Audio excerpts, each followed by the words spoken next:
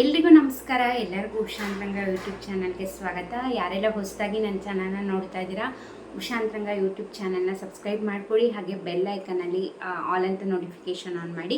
ಆವಾಗ ಯಾವುದೇ video upload ಆದಾಗ ನಿಮಗೆ ನೋಟಿಫಿಕೇಷನ್ ಬರುತ್ತೆ. ಹಾಗೆ ನನ್ನ ಚಾನಲಲ್ಲಿರೋ ವೀಡಿಯೋಸ್ ಎಲ್ಲ ಇಷ್ಟ ಆಗ್ತಿದ್ರೆ, ಈ ವಿಡಿಯೋ ಇಷ್ಟ ಆದರೆ ವಿಡಿಯೋಗೆ ಲೈಕ್ ಮಾಡೋದನ್ನ ಮರಿಬೇಡಿ. ತುಂಬ ಜನ ವೀಡಿಯೋಸ್ ನೋಡ್ತೀರಾ ಆದರೆ ಲೈಕೇ ಮಾಡಿರಲ್ಲ. ಸೊ ನನ್ನ ವೀಡಿಯೋಸಿಂದ ನಿಮಗೆ ಸ್ವಲ್ಪನಾದರೂ ಇನ್ಫಾರ್ಮೇಷನ್ ಸಿಗ್ತಿದೆ ಅಂತಾದರೆ ದಯವಿಟ್ಟು ವೀಡಿಯೋಗೆ ಲೈಕ್ ಮಾಡಿ. ಹಾಗೆ ನೀವು ನನ್ನ ಇನ್ಸ್ಟಾಗ್ರಾಮ್ ಅಕೌಂಟಲ್ಲೂ ಕೂಡ ಫಾಲೋ ಮಾಡ್ಬೋದು, ಲಿಂಕ್ ಡಿಸ್ಕ್ರಿಪ್ಷನ್ನಲ್ಲಿರುತ್ತೆ.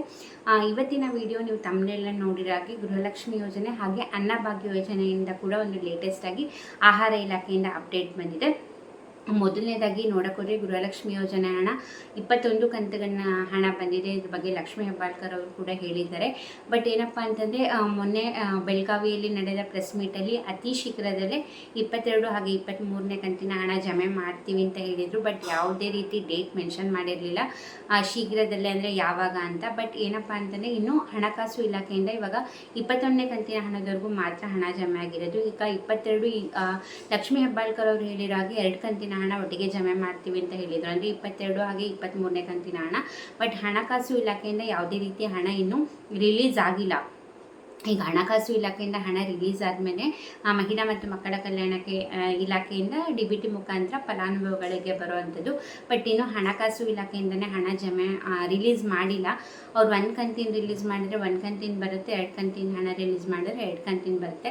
ಅಟ್ಲೀಸ್ಟ್ 2 ಕಂತಿನ ಹಣ ಬಂದಿಲ್ಲ ಅಂದರೂ 1 ಕಂತಿನ ಹಣನಾದರೂ ಬಂದರೆ ಖಂಡಿತ ಮಹಿಳೆಯರಿಗೆ ಖುಷಿ ಆಗುತ್ತೆ ಅಂತಲೇ ಹೇಳ್ಬೋದು. ಮೇ ಬಿ ದಸರಾ ಟೈಮಲ್ಲಿ ಅಟ್ಲೀಸ್ಟ್ 2 ಕಂತಿಂದಲ್ಲ ಅಂದರೂ 1 ಕಂತಿಂದಾದರೂ ಹಣಕಾಸು ಇಲಾಖೆಯಿಂದ ಹಣ ರಿಲೀಸ್ ಆದರೆ ದಸರಾ ಟೈಮಲ್ಲಿ ಬಂದರೂ ಬರ್ಬೋದು, ಹೇಳೋಕ್ಕಾಗಲ್ಲ. ಯಾಕಂದರೆ ಪ್ರತಿ ಸತಿ ಇದೇ ಥರ ಹೇಳ್ತಿದ್ದಾಗ ಹಣ ಬಂದಿಲ್ಲ ಅಂತಂದರೆ ಸುಮ್ಮನೆ ಡಿಸಪಾಯಿಂಟ್ ಆಗುತ್ತೆ. ಬಟ್ ಅವರು ಕೂಡ ಇದೇ ಟೈಮಲ್ಲಿ ಬರುತ್ತೆ ಅಂತ ಡೇಟ್ ಆಗಲಿ ಏನು ಮೆನ್ಷನ್ ಮಾಡಿಲ್ಲ.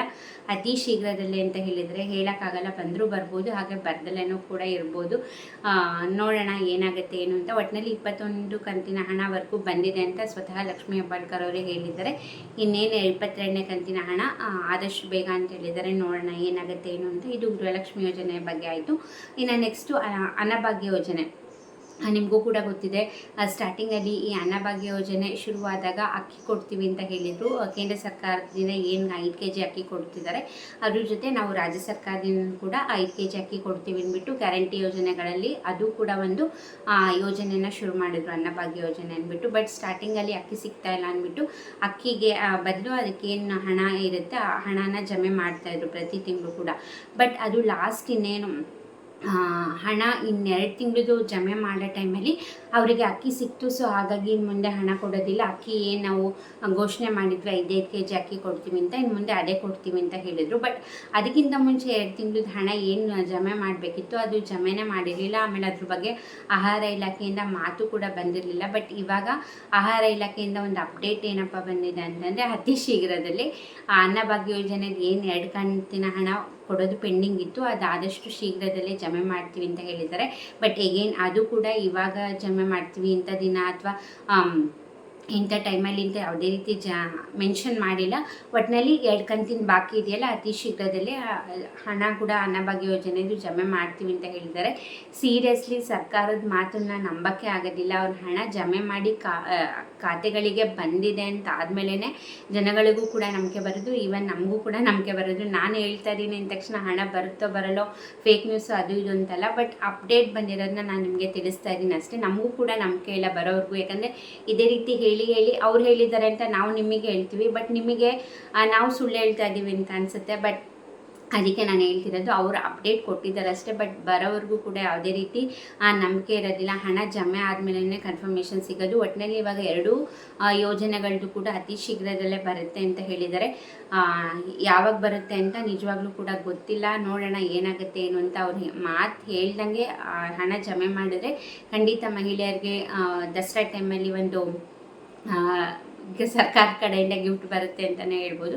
ನೋಡೋಣ ಯಾವಾಗ ಬರುತ್ತೆ ಏನು ಅಂತ. ಇದ್ರ ಬಗ್ಗೆ ಏನೇ ಲೇಟೆಸ್ಟಾಗಿ ಮತ್ತೆ ಅಪ್ಡೇಟ್ ಬಂತು ಅಂದರೆ ಖಂಡಿತ ನಾನು ನಿಮಗೆ ವಿಡಿಯೋ ಮಾಡಿ ತಿಳಿಸ್ತೀನಿ. ಹಾಗಾಗಿ ಚಾನಲ್ನ ಸಬ್ಸ್ಕ್ರೈಬ್ ಮಾಡ್ಕೊಳ್ಳೋದನ್ನ ಮರಿಬೇಡಿ. ಹಾಗೆ ನಾನು ಅಪ್ಲೋಡ್ ಮಾಡಿರುವಂತಹ ನಿನ್ನೆ ವಿಡಿಯೋದಲ್ಲಿ ಹೊಸ ರೇಷನ್ ಕಾರ್ಡ್, ಹೊಸ BPL ರೇಷನ್ ಕಾರ್ಡ್ಗೆ ಯಾವಾಗಿಂದ ಅಪ್ಲೈ ಮಾಡೋಕ್ಕೆ ಅವಕಾಶನ ಮಾಡಿಕೊಡ್ತಾರೆ, ಹಾಗೆ ತಿದ್ದುಪಡಿ ಕೂಡ ಅದ್ರ ಬಗ್ಗೆ ಒಂದು ಹೊಸ ಅಪ್ಡೇಟ್ ಬಂದಿದೆ. ದಯವಿಟ್ಟು ನಿನ್ನೆ ವಿಡಿಯೋನ ಚೆಕ್ ಮಾಡಿ, ಅದರಲ್ಲಿ ನಾನು ಡೀಟೇಲಾಗಿ ಆ ವಿಡಿಯೋದಲ್ಲಿ ಎಲ್ಲ ತಿಳಿಸಿದ್ದೀನಿ.